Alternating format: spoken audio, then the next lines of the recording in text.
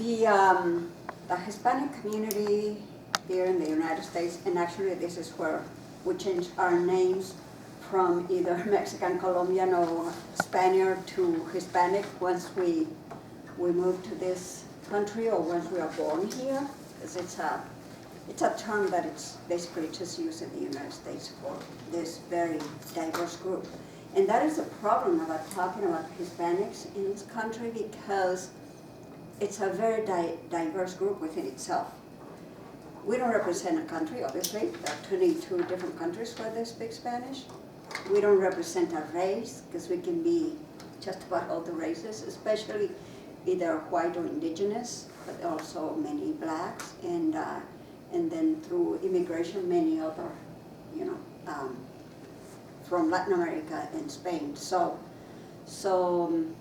culturally, we just had some things in common because of Spain, of course, but it's, again, cultures in Latin America is not so much because of race, like it is in the United States, it's many times because of classes. So, and also whether it's urban or rural, it would be, someone from this group had very little in common from the other. And so that's why it's difficult to speak of them in generalities. But of course they have some things in common. And for instance, it doesn't matter what country you come from, doesn't matter what class, middle class or lower income or whatever. What is important and what's true of all of them is the importance of family. Mm-hmm. So if it's happening to you, it's happening to all the family. We don't even use the term nuclear family because it's very extended, and it's not extended family. Could even include, godparents, for instance, and they are not blood related. Mm-hmm. So, meaning that when someone is in the hospital, for instance, in Mexico, and I'm from Mexico, from Mexico City, so I have only lived there in that country, other than, of course, the United States. And my whole family still lives in Mexico. So in Mexican hospitals, they usually have the bed for the patient, of course, and an extra bed for the family, for the relative. Now, in the government hospitals, which of course are free first, then they have like a comfortable seat for you to stay there, because it's very hard for you to have someone in the hospital and not being able to stay there the whole night with them, mm-hmm. Especially children or parents or whatever. So that's already provided because, again, the importance of family. And the importance for family to know what's going on. What's going on, so not just, so someone for them to write, so who do we tell about, and for them to just one person, right? So it's things like that. Also, if you come, and the majority, well, let's talk about Hispanics, the demographics. Hispanics in this country, the great majority come from Mexico because of history. 7 of our states used to belong to Mexico. So many of those, their ancestors, they didn't cross the border, as they say, the border crossed them.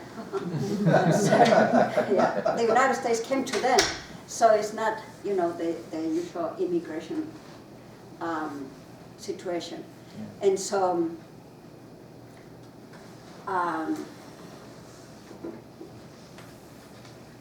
so because of his historical reason, geographical reason for geography, Mexico is an next door neighbor, right? And population. Mexico is the largest Spanish-speaking country in the world, by far. So Hispanics in the United States are about 64% are from Mexico or of Mexican ancestry. And then it goes way down to 30% to Central Americans, Cubans, and so forth. Okay, And they even had to have all Central Americans in one group. And of course, Central America, of course, is El Salvador, Guatemala, Honduras, Panama, and Nicaragua, and Costa Rica. Most of the immigrants to this country from Latin America come because of economic reasons. Some because unrest in their countries, like right now Honduras and El Salvador. Some because of political reasons, like Cubans. Cubans are refugees. Some Central American people are asking for asylum. They are not refugees. It's a slightly different situation and terminology. So anyway, from South America, it's also economics, but at the same time, most of them happen to be like middle class, because certainly the economic situation is a lot better than what it is in South America. But for Mexico, it's mostly economic reasons, and it's mostly rural areas that come to. It's just middle class, let alone the rich. They don't immigrate to the United States unless it's for, let's say, studies, or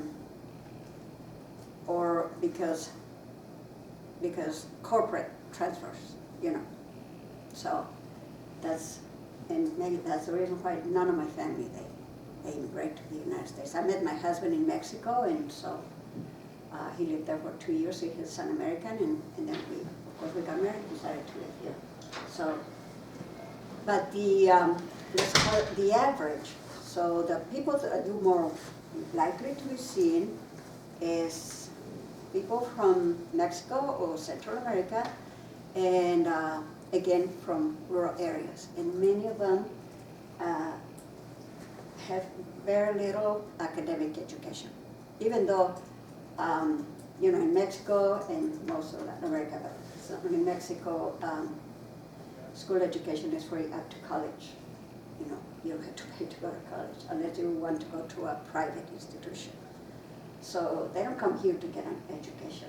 They come here to get better jobs, and also for most of them for family reunification, because now most of the relatives are here, and then now they have like a place to come to when they immigrate and so forth. In the Ozarks, of course, all the area, the Hispanic population is fairly new, let's say. Our organization, we founded it 30 years ago, Grupo Latinoamericano. I'm the president of the organization. It's a not-for-profit service organization, and we are all volunteers anyway. So, but we started as a social club like 32 years ago, because it was mostly these people, from professors, doctors, or whatever. And then we started seeing the newcomers, which was very different demographics. People didn't know not only the language, but nothing about the system of where to go, what to do, where, resources and so forth. So then we decided to make it into a service organization. And of course, our main services and programs have to deal with education. Free English classes, free citizenship classes, parenting, alcohol abuse, drugs, and so forth. So teenage pregnancy is very large in the Hispanic community. And so, of course, there are many reasons why, the situational, psychological, and many things that tend to that. So we try to educate our parents and the youth and so forth about, that. And so at the same time, they bring certain, what we would say, wives' tales, what not to do when this is going to make me sicker, and so many times they are very reluctant. They have an accident and they are very reluctant to go to a hospital, to ER. First of all, some misunderstand, especially this is what's happened. Like in Mexico, most of the ambulances services, they're for free, and even the Red Cross is like a clinic also. So they call the Red Cross, and so one time, like one person came here, called the ambulance, And then, of course, they had bill for thousands of dollars. You know, because health services, of course, are, for the most part, free in Mexico. And so it's the first thing they need to educate themselves, you know, how expensive it is. And of course, if they are undocumented, they are not eligible for anything. As you already know, I think. In some cases, they're not eligible for Medicaid, Medicare, food stamps, anything. So sometimes their children, if they're born here, then they might be, according to their income of the parents, of course, because then they are American citizens, but not the parents. But in some cases, even for some services, like let's say with Council of the Churches, you know, cross lines, everyone, if you are in need of, let's say, food or clothing or whatever, everyone in the household has to have a Social Security number. Everyone. And sometimes they just ask you for the children. So they're not, they're not doing anything. They're asking for the children, you know, but everyone has to have a Social Security number. And even with the Salvation Army, you know, this in this season for Christmas, they got toys for children. Again, those households, they're not eligible because, and sometimes it's just one parent who doesn't have, you know, one parent who is still not, and so that is the situation for many of them, and there are many who are undocumented. And so does your group then help out for the undocumented to hook them up with? Because we don't charge for any of our services, we're all volunteers, so we don't have cash. Right. You know? But we sometimes connect them with churches, right, or we have fundraisers, things like that way, you know, or just among ourselves. okay, Or we have a Christmas party, and then we're eligible to get toys from Toys for Tots, because we are not for profit, and that's how we didn't know about this, you know, that you could do that. So that's the only way. But as far as when they fall into hard times for food and things like that, it's kind of hard to for those. And many at that time they already settled here, you know, so to go back because they ran out. Oh, I lost my job, and that's very. Actually, it's kind of rare to find people like that who are not employed. They are usually employed. They find employment, doing whatever. Sometimes they call me and I'm looking for a job, and I ask them, okay, what do you do? What kind of job? And say, whatever. No, not whatever. You're not a doctor, you know. But they'll always say that anything. I will do anything. So it's a hard-working people, that the ones who usually immigrate to this country. It's not, you know, if you're too lazy to even walk the desert or whatever, you're not going to come. So.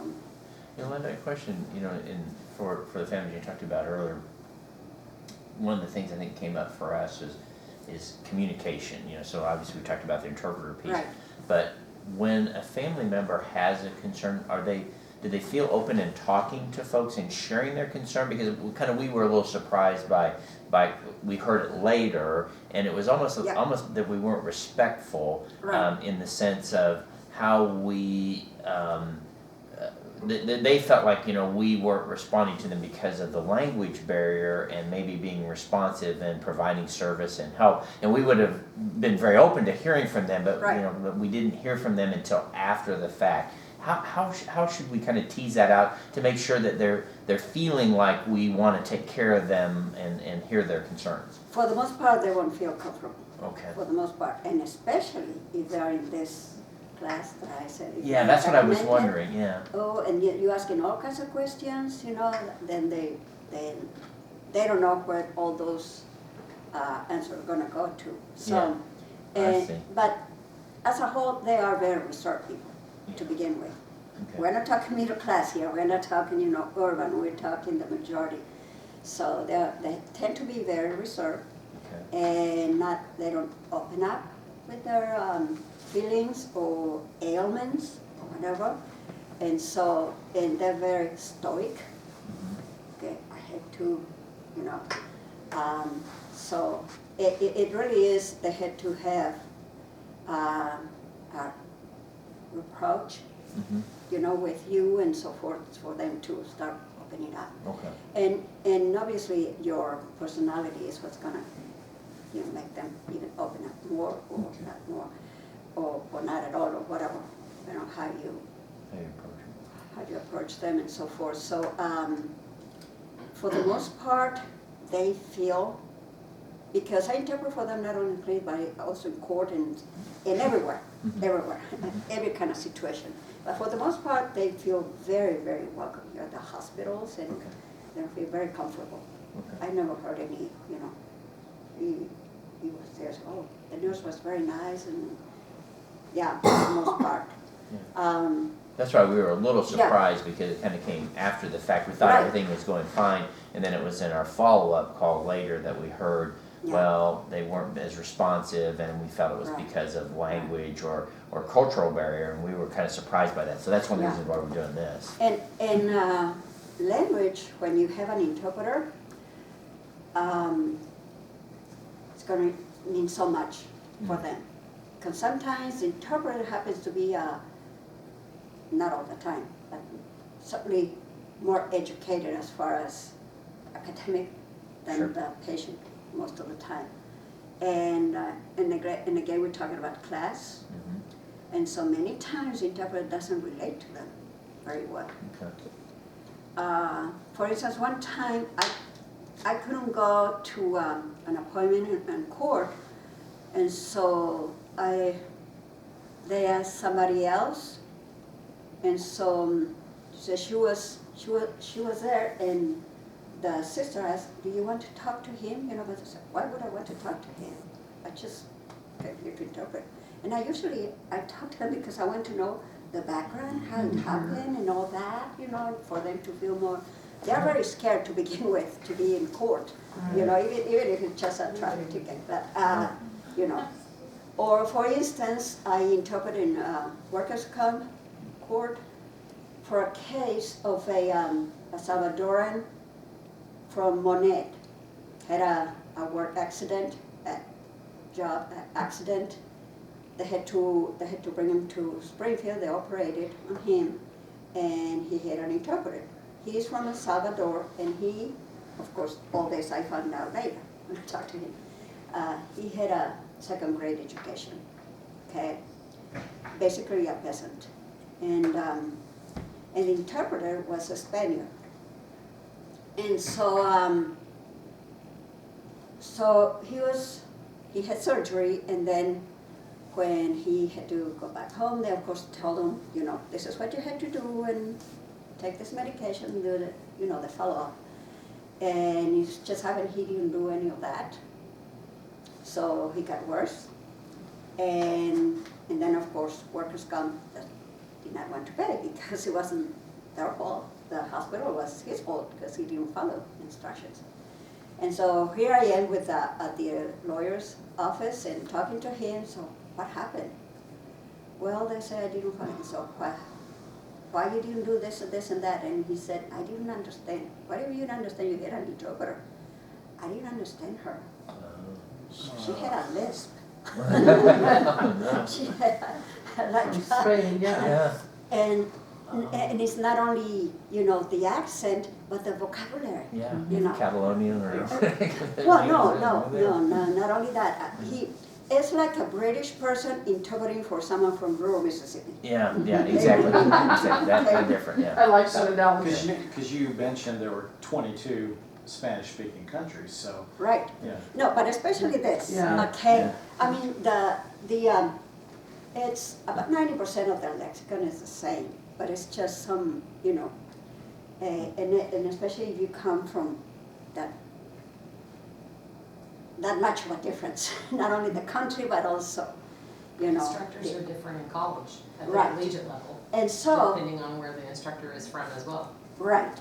And so I am interpreting in court, and the interpreter the hospital interpreter was, a witness. And so, and I know her, and so they're asking her about her credentials, and she said, well, I graduated from the University in Madrid in literature and this and that. And then I'm thinking, it's not how much she knows, it's how little he knows. Yeah. They're not communicating Yeah. really. Well, And I also was surprised because she mostly interprets for hospitals. She's an interpreter for courts. But then I thought, I'm sure she has never interpreted for a Spaniard in this area. It has been all Mexicans, Central Americans, and people like that. So shouldn't she know the, vocabulary, the language? How do they call this? How do they call that? And so forth. Yeah. Isn't it true that one word in, like, my Yeah. husband works for Dale's Roofing, and most of their crews are either Guatemalan Right. or Mexican, Right. from Mexico. And one word in one language is an insult, and Right. not in the other. Right. And it's just, and yet, you think you'd use it. Mm-hmm. So, and he's had to be very aware of that, which made me aware of it too. Right.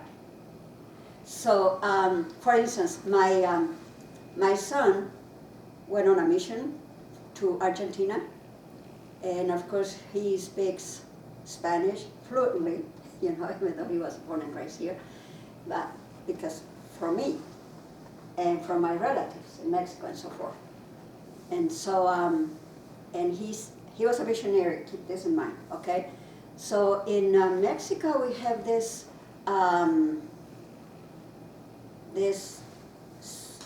dessert made out of goat's milk, and it's kind of burnt, and it's very sweet, and we call it cajeta. That's the name of that dessert, okay?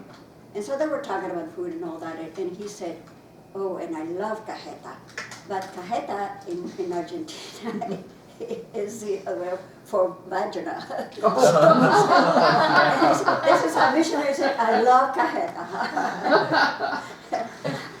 So, another word for vagina, of course, is vagina, like in old Spanish, but it is the, Oh, no. calling the P word, Yeah. PU word to that, so I love, so anyway, so it can mean something like that. So that's what happened with this man from El Salvador, that there was also a miscommunication. And not only is that the difference in languages, but also in classes, because I told him, why didn't you tell them, why didn't you tell them you were not understanding most of it? He said, I wasn't going to say that to that lady and to the doctor. Classes, respect. You don't question authority. So you tell me, I say, okay, don't question authority for these people, okay? So it's also, you have to make sure that they understand everything, that everything is clear, otherwise they're gonna do things that they didn't understand and not do it correctly because they're not gonna question you, okay? So I would, I would say, what do you mean? But most of your patients are going to be in that situation. So you might have some questions. Let me. Anybody have questions? So when we do use the live interpreter on the app that we have on our iPad, would there be any reason why, I'm wondering if it would be advantageous here to find out what would be the most suitable interpreter, because So- we can, when they come up, Right. we make contact with them first before the patient starts interacting with them. And I'm just wondering if there would be benefit to say, okay, and make that determination from the Argentinian to, Right. to try to get someone that's the most compatible, I guess is where I'm going with that. Right. Most Latin American would be, very compatible, but at the same time, for instance, in the Caribbean, Puerto Ricans, Cuban, Dominicans, they also have like the special vocabulary. I mean, grammar and most of it is the same, you know, but and not only that is how they pronounce it. For instance, those people many times they aspirate the S. So plural, which is ends in an S, you know, they will not pronounce the S. So you don't know whether they're talking singular or plural, you know, unless you know, in context or whatever. And also, again, the words, okay? But especially from Puerto Rico, it's hard to interpret for them. A friend of mine, she's an interpreter in Jefferson City, not for the courts, but for lawyers. And she was telling me herself, she's from Mexico, okay? And she was telling me of a case in which she had to interpret for a Puerto Rican. And this man was driving through, I think it was Highway 44 or something like that. He was stopped by the highway patrol. For some reason, there was something suspicious, or he did something, I don't know the whole story. When they stopped him, then they searched the car, the trunk, and in the spare, there was drugs. And so he's telling the story to the lawyer that he didn't know there were drugs in there because friends of his, they called him and they were going to give him a job. They were going to pay him if he would transport that car that they were going to sell in Texas, okay? And he said they were going to pay me $1,000 plus my return trip and so expenses and so I went. So what happened? So I went to pick up the truck and then I put the spare, the tire in the trunk, and tire for in Puerto Rico is goma because that's what it's made out of. Okay, it's that material, and in most other countries, certainly Mexico, is llanta. So he says, then I put the tire in the trunk, and my friend interpreted the drug in the trunk because she didn't understand goma. And I said, "You said drugs? Why did you say that?" Said, well, you know how they use slangs for drugs? So I thought goma was what they call drugs. And I said, for one word, you can, one person, you can send a person to prison for one word. And I said, and then of course I told her, if you don't know, if you're not sure, you ask, you know, what do you mean by this? Because it wasn't making sense. Remember, he's pleading not guilty and he's saying he didn't know. So you use your common sense, you know? So anyway, so it's just from goma to llanta. And that can also happen with medical terms. Medical Yeah, terms very also. easily, very easily. Yeah, very easily. Terms So, can be used. because in rural areas, many times the parts of the body, they call them the same as that. In Spanish, the human parts of the body have their names, you know, arms, legs, back, whatever. But for animals, it's a different name. It's a different name. And so, but they call it the parts of the body for humans as the animals because they farm or whatever, you know. So a pierna is a pata, for instance, okay?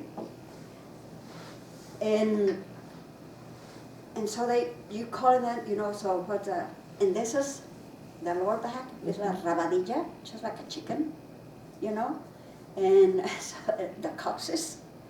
And so you use it sometimes and they're going, no, it doesn't. So your coccyx, does it hurt? No, because I don't know what is that is, you know. So sometimes it's good to point to the parts of the body, you know, and say not only that. So, and this will be very, very rural, okay? One time, a friend of mine, we also interpret for the schools, and a friend of mine from Grupo Latinoamericano also, and she's Spaniard, and she said, I went to interpret for the evaluation for kindergarten for the children, and so they had to point to the parts of the body. And I said, and so,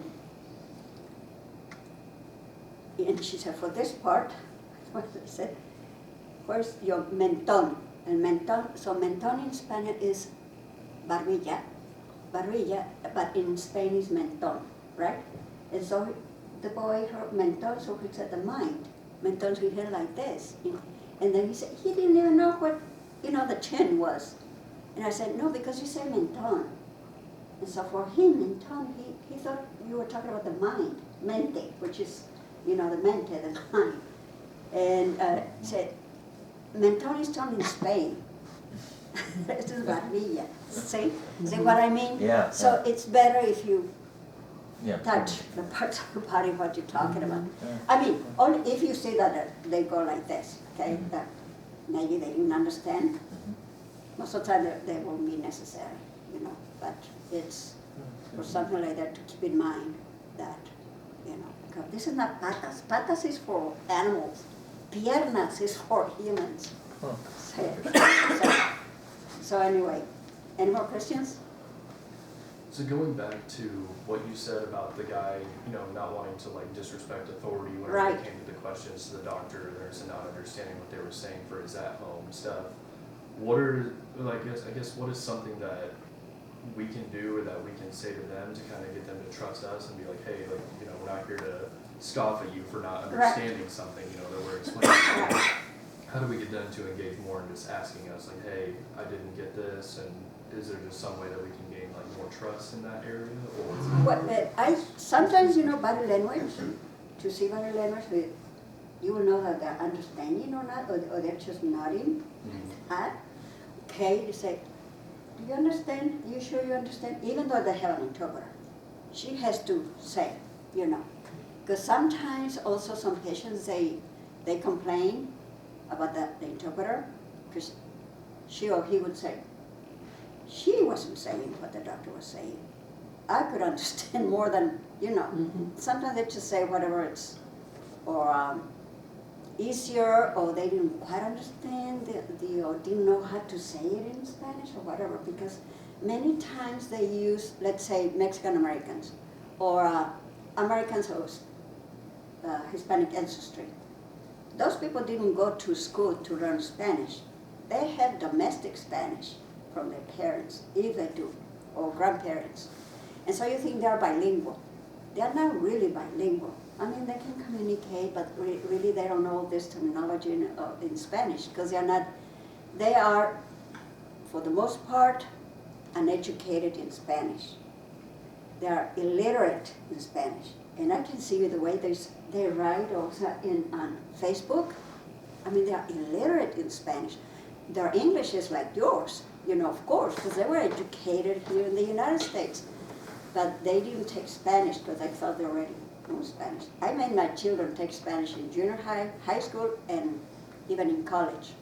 And they said, but we know more than the teacher. I said, no, you have to know how to write it, and even though they spoke my Spanish, which was correct Spanish. But anyway, so many times you don't know how well their Spanish is. You know how well their English is, of course, because you speak English and you're hearing them, But you don't know what they're interpreting, actually. And the worst thing you can do, and I don't think they're allowed anymore, anyway, is to use relatives for interpreting, especially children.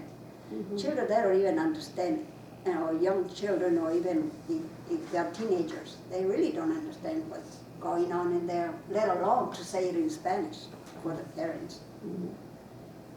I have known 3 families.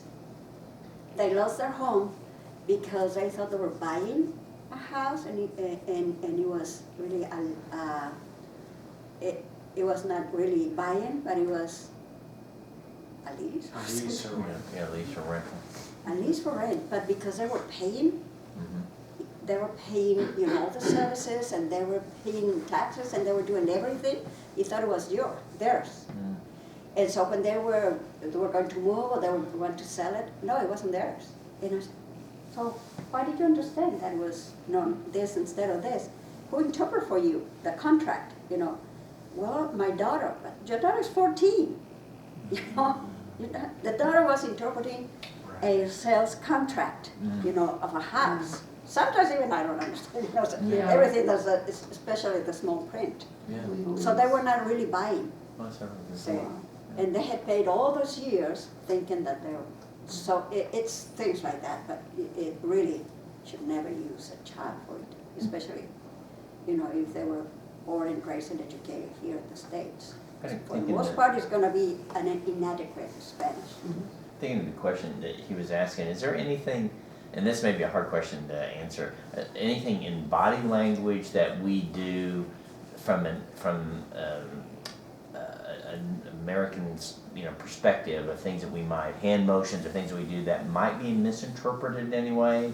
That, that's a hard question, maybe, I'm just trying to think of, is there anything we do that And as far might as, create that? it's not allowed here anymore in hospitals or schools or anything like that, touching people. Yeah, But those people, they touch. yeah, We touch and so forth. So if someone is touching, they're not gonna feel, oh, he's touching me or anything like Okay. that. But it's not, I know it's the rules or whatever. yeah, So, but to the way you're gonna be speaking to them, Yeah. sometimes I see doctors, or what, and then they leave, yeah, And what is also one thing that they don't understand, so first, the one who's taking the information, okay, so I give them all my information. And then the nurse asking the same questions and blood pressure and all that. And then the doctor asks the same questions. So what, who's giving the, yeah. who's taking this information for whom? That's what most of them, they complain. They already asked me all that, so they didn't tell the doctor all this? So, but it's how you're going to, talk to them, how approachable you're going to, and sometimes, American culture is a little bit more, I need my space and all that. We don't know anything about a space. Okay, I was We're gonna very ask, I was wondering disrespectful of about that, space. yeah, okay. yeah, I was gonna ask about the personal Private, space. personal Okay, space and okay. all that, so, So being close and touching is okay? yeah. Okay. And that might be one way Especially to if you're appropriately, like, suffering or you hand on the shoulder or you need something. someone to touch you. Comfort you, Yeah, yes, okay. Yeah, okay, Okay. that's good to know that. And then another question I had, because it is an issue with different cultures, is, do we need to be wary of male-female? Because there are cultures that if you are a female, they will totally disrespect everything you say. So that, they will only listen to a male physician and a male nurse, and, is that something we need to be wary of? No, not for Hispanics. Okay, Certainly in Mexico, I don't think that's the case, but it looks like most lawyers are women, and like more dentists are women. Not so much doctors, but it seems to be like same, so no. And also because they come also from it's very deceiving, the culture. Just so you have an idea, macho is a Spanish word, okay? So machismo is Right. very much so. But at the same time, it's a very matriarchal right, society. right, So the mother is the one who says what's gonna, okay, that's, the father usually is a provider, although with immigrants, both of them are the providers, because both of them work, because they came here for economic reasons. So in most cases, both parents work. okay, And so sometimes it's, if you're gonna know, although it's not general, but for the most part, you want to know, like, how much education you have, what their social classes is, where they work, what they do. okay, What do they do? In construction, cleaning hotels, restaurant kitchens, stuff like Tyson. that. Tyson, yeah, yeah. Hard work, and it's, there are many who have a profession in their countries, Latin America, certainly in South America, but because of the language or the documentation or I mean, if you're gonna clean hotels, you don't need to be fluent in English, right? But if you're gonna be a professional, you need to be very much fluent in English.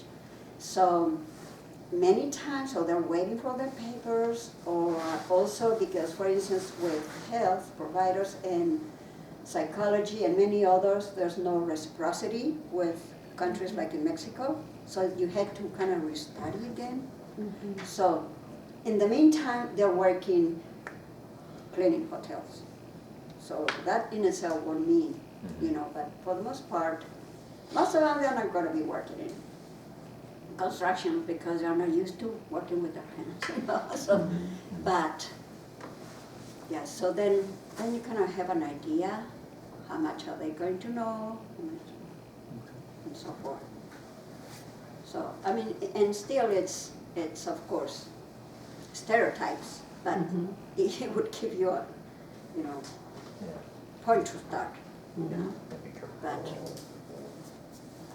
it has to do, so much has to do, if you see a, let's say a black Venezuelan or black Dominican, you know, they don't associate themselves with the history of African Americans. They don't feel like African Americans. They feel like Latinos, okay? So their culture is Latino. And even Puerto Ricans, which are of course American, you know, they're American citizens, okay? But it's a special relationship with, you know, United States and Puerto Rico. But they're American citizens, but many times I had to interpret for them, like this guy, you know. And the culture is Hispanic. Even though it belongs to the United States, the culture is Hispanic, is Latino, and so forth.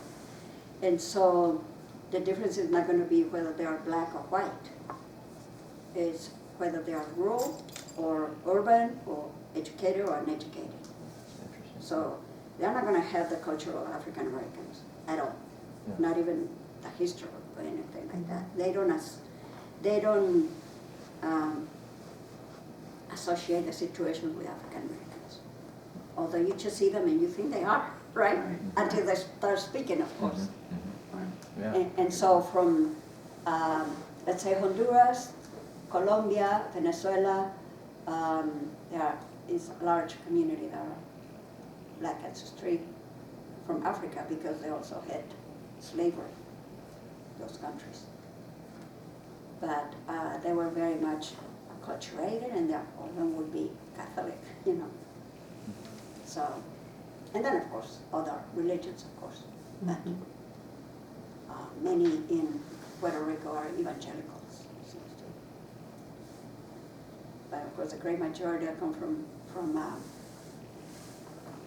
Latin America and Spain are Catholic, and their beliefs and so forth. That's why I've been celebrating three days, the Day of the Dead, and I'm not Catholic. I have my altar and everything. Yeah, but it's honoring your ancestors. They don't die because you bury them, you know. And so that's why most of them, they will not cremate bodies. Ooh, no, that's a middle class type of thing, you know. They won't cremate the bodies. So they died here, and they spent thousands of dollars to bring the body to Mexico or Central America, because it's very expensive, of course. So their parents or grandparents can see them, you know, can say goodbye to them. So talk about cremation, but it's going to be cheaper, okay, to bring the ashes. Interesting. No, and also for them, for instance, I had to care for a baby that in an accident, he died in an accident. And so it was, of course, a tragedy. And right after he died, they asked the parents if they would want to donate the organs. But it was like opening up the baby and taking out his organs. So that was, you know, horrible for them. So, no, we want him whole. So anyway. But for other people would be fine, you know, to donate organs. It's just that for those people, it just feels so foreign, so so horrid to open my baby and take out the heart. And That's interesting because, you know, in the state, we have to offer that, or you have to of course, approach about of that. course. So, interesting. But they were horrified. Yeah, no, I can see that. Yeah, in a culture like that. We just love the baby. Now you want to Yeah. take out his organs? Yeah. Any other questions?